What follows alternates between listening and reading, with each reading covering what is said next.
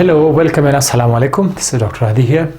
Dear students, आज का जो टॉपिक है ये बहुत सारे स्टूडेंट्स के लिए एक स्पेशल टॉपिक है, क्योंकि जहाँ तक मेरा एक्सपीरियंस है तो एंजाइम वाले चैप्टर में अक्सर स्टूडेंट्स यहाँ पर फंस जाते हैं, एनर्जी ऑफ एक्टिवेशन में। और इंशाल्लाह उन सब के लिए ये बहुत ही इंपॉर्टेंट होगा और वो एंजॉय भी करेंगे, लाइक भी करेंगे इस टॉपिक को। और हम आज कोशिश करेंगे आपको आसान से आसान तरीके में इसको समझा देते हैं। तो आज की लेक्चर में दो टॉपिक शामिल हैं। नंबर 1, एनर्जी ऑफ एक्टिवेशन या एक्टिवेशन एनर्जी है क्या, नंबर 1। नंबर 2, एंजाइम किस तरह रिएक्शन के स्पीड को स्पीड अप करते हैं। हमने तो पढ़ा था ना, एंजाइम रिएक्शन की स्पीड को स्पीड अप करते हैं, रफ्तार को तेज करते हैं। तो उसका जवाब हाउ एंड व्हाट का जवाब आज हम ढूंढेंगे कि how an enzyme increase the rate of reaction और एक्टिवेशन एनर्जी क्या है। तो सबसे पहले एक्टिवेशन एनर्जी का जो डेफिनेशन मैंने यहाँ पे लिखा हुआ है, minimum amount of energy required to start a reaction. अब यही चीज मैं आपको यहाँ पर एक्सप्लेन कर देता हूँ। देखिए, जहां पर कोई रिएक्शन हो रहा होगा, आप क्या करते हैं, आप दो चीज़ों को आपस में मिला लेते हैं। लेट्स सपोज आपके पास एक ए है और एक दूसरा चीज़ है बी। आप इन दोनों को क्या करना चाहते हैं, आप इन दोनों को मिलाना चाहते हैं ताकि आगे जाकर उनसे कोई प्रोडक्ट बन जाए सी। तो ये क्या चीज़ है, ये हमारे पास रिएक्टेंट्स हैं। These are reactants. और ये जो बन गया ये हमारे पास प्रोडक्ट है। अब ये रिएक्शन खुद ब खुद नहीं होएगा। इस रिएक्शन को स्टार्ट करने के लिए, बिल्कुल स्टार्ट करने के लिए हमें कुछ एनर्जी जो है इस रिएक्शन को हमें इनपुट एनर्जी देनी होगी। ठीक है, it require some input of energy, require, ठीक है, some input of energy to start with. तो अगर आप चाहते हैं कि ये रिएक्शन स्टार्ट हो जाए, इस रिएक्शन को स्टार्ट करने के लिए कुछ धक्का देने चाहिए। जैसे कि कोई गाड़ी है, लेट्स सपोज वो किसी उतराई की जो पोजीशन है उस तरफ है, अब लेकिन वो उतराई पे जो है जा नहीं सकती गाड़ी। आपको सिर्फ थोड़ा सा धक्का देना होगा। थोड़ा सा धक्का दिया, उसके बाद वो खुद ब खुद जाना शुरू करेगी। तो यहां पर रिएक्शन को आपने थोड़ा सा इनिशियली कुछ एनर्जी आपने देनी होगी, और ये एनर्जी किस्म का धक्का है। जब आप दोगे तो वो रिएक्शन स्टार्ट हो जाएगा। तो इस एनर्जी को हम नाम देते हैं एनर्जी ऑफ एक्टिवेशन। और मुख्तलिफ रिएक्शंस का अपना एनर्जी ऑफ एक्टिवेशन होता है। फॉर एग्जांपल, इस रिएक्शन को कम से कम, लेट्स सपोज कम से कम इसको चाहिए 100 जॉल, क्योंकि एनर्जी का यूनिट जॉल है या किलो जॉल है या कैलोरीज है। लेट्स सपोज रिएक्शन का जो कम से कम एनर्जी जो इसको चाहिए कि ये स्टार्ट होगा वो 100 जॉल है। अगर आपने 90 जॉल का एनर्जी दे दिया तो ये स्टार्ट नहीं होएगा। आपने 50 जॉल दिया तो ये स्टार्ट नहीं होएगा। इसको कम से कम 100 या 100 से ऊपर 110 जो भी हो वो बस इशू नहीं है, लेकिन मिनिमम 100 जॉल की एनर्जी आप दोगे तो ये रिएक्शन स्टार्ट हो जाएगा। तब ये 100 जॉल की जो एनर्जी है, ये 100 जॉल की एनर्जी हमारे पास है एनर्जी ऑफ एक्टिवेशन।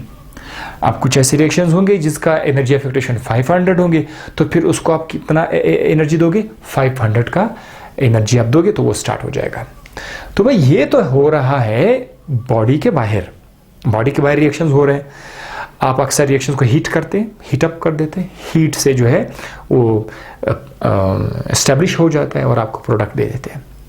लेकिन अब इंपॉर्टेंट सवाल है, एनर्जी ऑफ एक्टिवेशन का इतना सा कॉन्सेप्ट था।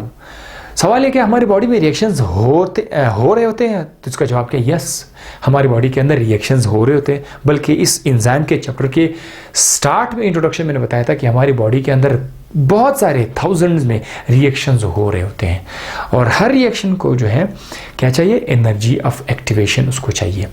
लेकिन क्या आप हमारी बॉडी के अंदर जो सिस्टम है, क्या उसको आप तो हीट नहीं दे सकते, डायरेक्ट हीट तो नहीं दे सकते। तो इसके अंदर कोई दूसरा मैकेनिज्म होगा कि वो इस रिएक्शन का जो एनर्जी ऑफ एक्टिवेशन है उसके साथ कुछ रिलेट करें। सो पहला सवाल जो था कि हमारी बॉडी के अंदर जो रिएक्शंस है उनका एनर्जी ऑफ एक्टिवेशन है या नहीं है, तो उसका जवाब था यस है। अब हम आते हैं, अपने दूसरे टॉपिक की तरफ कि एंजाइम हमने सुना था, पढ़ा था कि एंजाइम किसी रिएक्शन के स्पीड को तेज कर देते हैं, स्पीड अप कर देते हैं, रेट को बढ़ा देते हैं। तो वो किस मैकेनिज्म से रिएक्शन के स्पीड को बढ़ाते हैं? उसका मैकेनिज्म ये है, इसका जवाब ये है बाय डिक्रीजिंग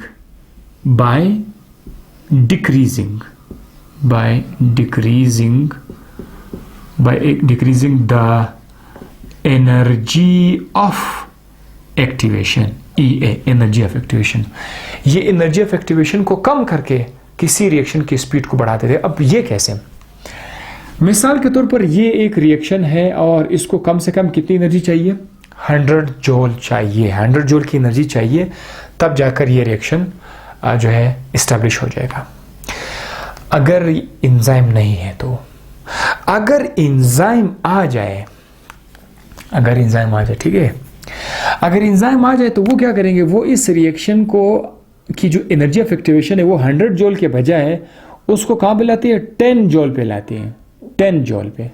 अब आप ही खुद डिसाइड करें कि जो रिएक्शन को पहले 100 जूल की एनर्जी चाहिए थी, क्या वो रिएक्शन अब इसको 10 जूल की एनर्जी चाहिए, तो क्या ये अभी भी उतना लेट स्टार्ट होगा जैसे पहले था? तो आप जवाब दोगे कि भाई अभी ये रिएक्शन थोड़ा सा बनिस्बत पहले कि ये जल्दी स्टार्ट होएगा, बिकॉज अब इसको जो धक्का देना है वो बहुत छोटा सा धक्का देना है। पहले आपने 100 जूल का धक्का देना था, अब आप 10 जूल का पुश दे रहे हो। सो 10 जूल एनर्जी ऑफ एक्टिवेशन को आपने कम कर दिया, अब ये और भी आसानी से जल्दी स्टार्ट होगा। तो एंजाइम ने यहाँ पर क्या किया?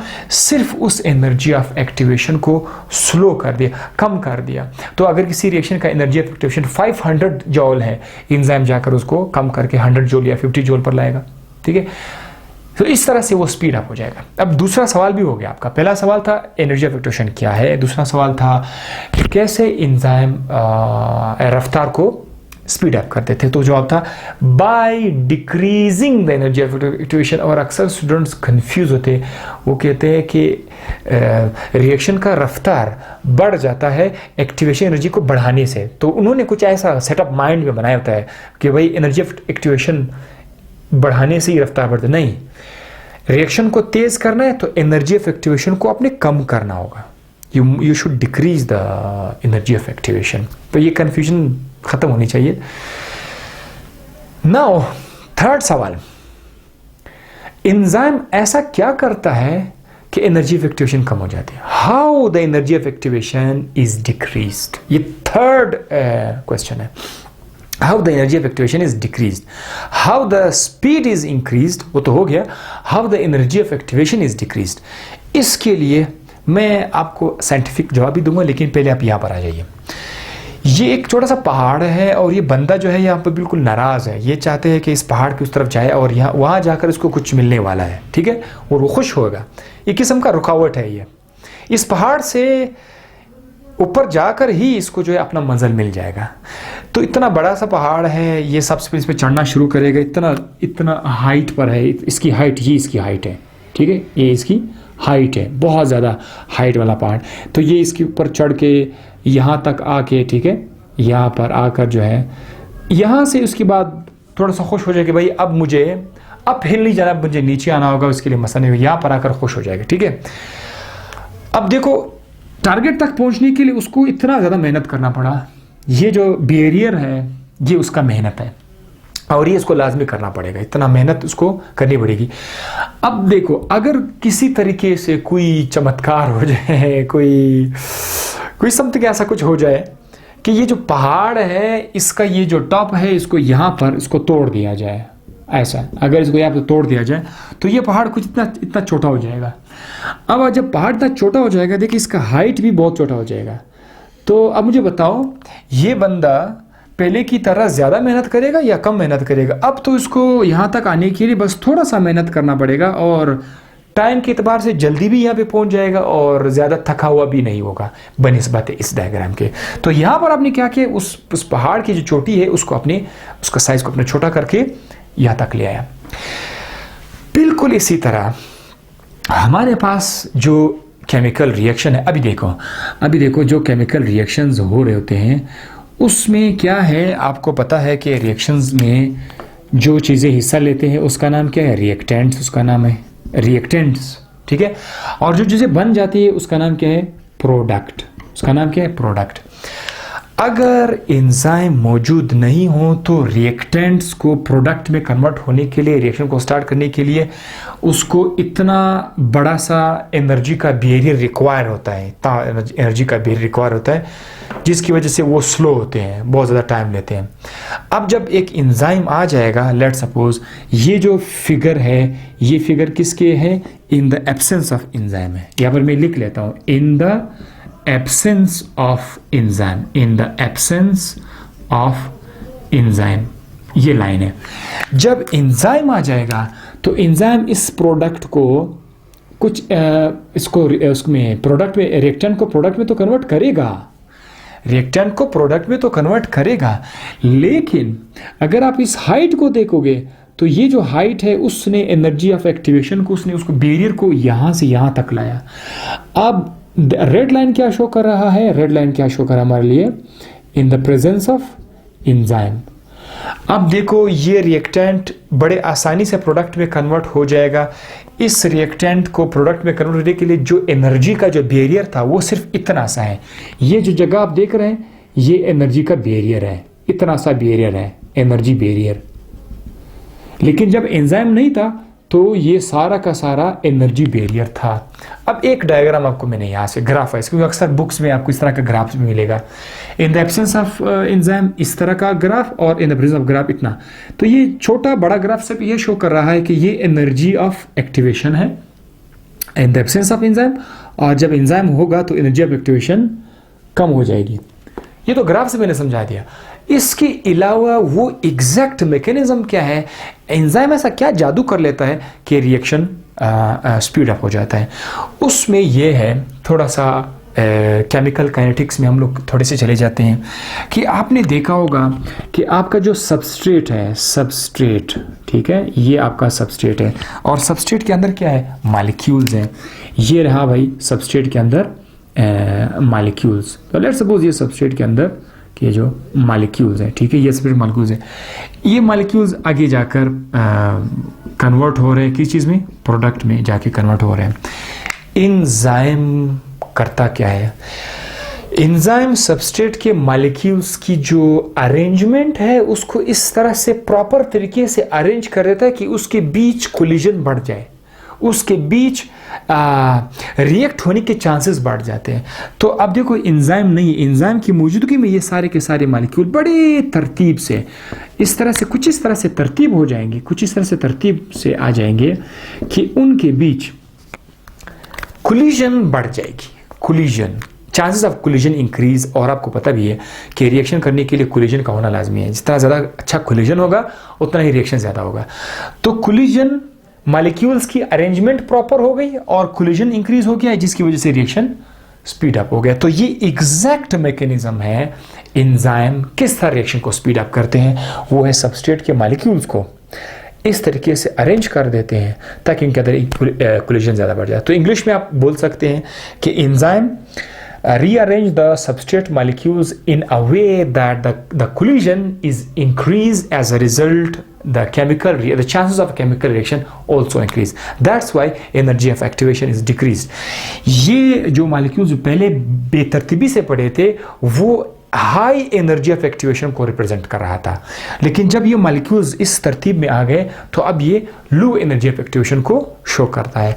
इसके साथ ही ये जो एनर्जी ऑफ एक्टिवेशन का एक टॉपिक था, इस यहाँ पे 3 सवाल का जवाब आज आपको मिल गया, और मुझे उम्मीद है कि ये लेक्चर भी आपको समझ आ गया होगा। अगर समझ आ गया तो हमें लाइक भी दीजिएगा, शेयर कर दीजिएगा और साथ साथ सब्सक्राइब भी करते रहेगा। लेक्चर के आखिर में एक एडवाइस भी आपके लिए मैं देना चाहता हूँ कि अच्छे से अच्छे इंसान बनने के लिए हर इंसान अच्छा इंसान होता है, लेकिन आपको सबसे पहले अंदर आपका जो माइंड का सेटअप है, आपका सोच जो है, पहले अगर आप अपने सोच पे काम करना शुरू करें, पॉजिटिविज्म इस सोच के अंदर लाए, अमन और शांति अगर आप माइंड के अंदर पहले बिल्ड कर दें, एक अच्छा सा अकीदा बना लें, प्यार भरा वाला अकीदा अगर आप बना लें, उसके बाद आपके एक्शंस, डीड्स हम कहते हैं, उसके बाद आप एक्शन पे काम करोगे, तब जो है एक कॉम्बो लाइफ आपकी बन जाएगी। कोशिश करें कि पहले अपना सोच अंदर से चेंज करें, फिर आपका आउटसाइड जो वर्ल्ड है, आपके ताल्लुकात जो है या आपकी जो डीड्स है, वो भी इसके साथ बेहतर हो जाएंगे। तो हम याद रखेगा। अल्लाह हाफिज़।